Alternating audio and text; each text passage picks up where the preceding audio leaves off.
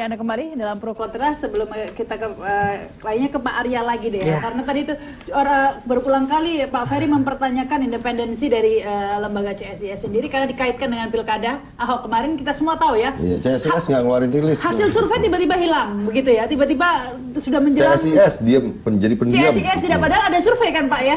Jadi gini, tinggal pertama sekarang itu untuk melihat kinerja dan profesionalitas lembaga survei itu lihat track recordnya.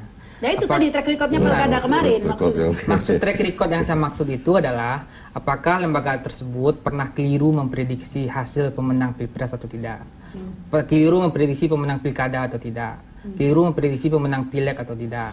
Itu yang pertama. Yang kedua, apakah dia misalnya pernah bermain-main dengan data atau tidak. Itu untuk melihat track record. Kalau menahan data itu termasuk apa? Tidak pernah keliru, tapi ada satu lagi lembaga survei beberapa bulan yang lalu merilis hasil tingkat kepuasan presiden. Nah, begini. Tinggi. Padahal itu copy paste waktu menghitung angka tingkat kepuasan kepada Pak Jokowi 6 bulan setelah beliau dilantik. Copy paste dimasukkan menjadi angka tingkat kepuasan. Saya nggak etis, tapi menurut saya udahlah. Begini, saya, ini yang dibutuhkan Pak Eko Presiden sebenarnya masukan yang justru sifatnya korektif, memberi masukan yang baik. Kalau ini saya khawatir malah. Ya, kita beri kesempatan Pak. Lembaga survei ini kan berada dalam satu naungan asosiasi. Ada namanya Perhimpunan Survei Opini Publik. Bagi ada lembaga-lembaga yang memang bermain-main dengan data, itu ada dewan etiknya. Kita kemarin di Persepi itu mengeluarkan 2 lembaga yang keliru, yang bermain-main dengan data. Jadi kalau misalnya terbukti ada yang bermain-main, tinggal laporkan dewan etik akan periksa.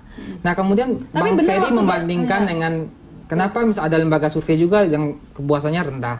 Ya tinggal dilihat apakah lembaga itu berada dalam Persepi atau tidak gitu. Karena ini asosiasi yang ketat. Tapi benar waktu pilkada Ahok kemarin ditahan itu hasil surveinya Pak? Ya, saya nggak bisa jawab pertanyaan seperti itu. Baik, silakan Pak Eko, mungkin sekaligus closing statement aja ya. Tadi infrastruktur yang disoroti ditanyakan oleh Bu Nina juga ya, manfaatnya ini juga yang kemudian pembangunan infrastruktur itu juga dipertanyakan juga itu. Nah, saya kira sama tadi bahwa bangsa ini ya sudah sekian lama ya seharusnya sudah punya dan membangun infrastruktur. Semua negara maju pasti dimulai dari sana. Kalau kita mau melakukan itu ya, kecuali kalau memang kita masih mau seperti ini terus. Nah, sehingga program prioritas pembangunan salah satunya adalah infrastruktur ini adalah sudah on the track menurut kita.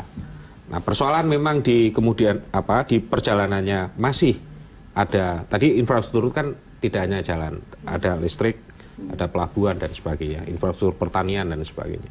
Nah, tadi dalam persoalan listrik masih ada target yang belum terpenuhi. Nah, ini kan masih ada sisa waktu untuk mencapai. Silakan Bu Nina closing statement. Ya, jadi saya pikir dalam mencermati data memang kita harus hati-hati sekali dan kita harapkan monitoring program itu selaras dengan data yang keluar gitu ya. Jadi artinya kita sadar sekali ada data internal yang mungkin tidak dipublikasi, tapi kalau data yang BPS itu data yang terpublikasi kan hanya memberikan indikator umum.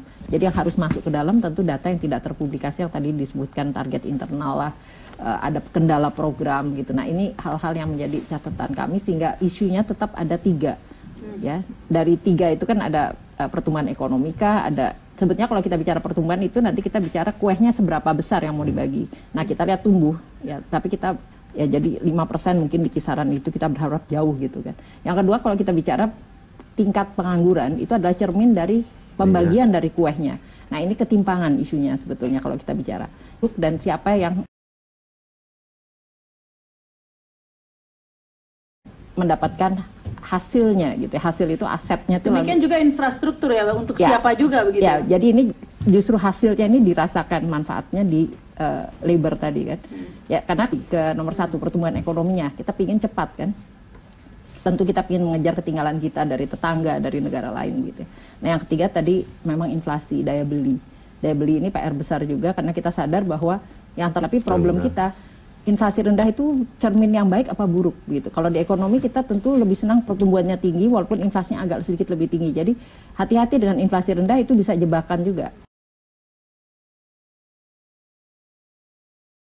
Jebakan apa? Jebakan pertumbuhan yang justru cermin satunya adalah jangan-jangan memang orang menahan belanja, akibatnya orang nggak belanja. Nah, nggak belanja, inflasinya rendah. Ya, jadi bolak-balik begitu. Cycle-nya adalah kalau orang menahan belanja karena dia takut harga naik, di kemudian hari dia akan menyebabkan pertumbuhan sudah habis. Ferry, Bu Nina, juga Pak Eka dan Pak Arya, pemirsa, demikian Pro Kontra malam ini. Saya Rama Sarita, selamat malam, sampai jumpa.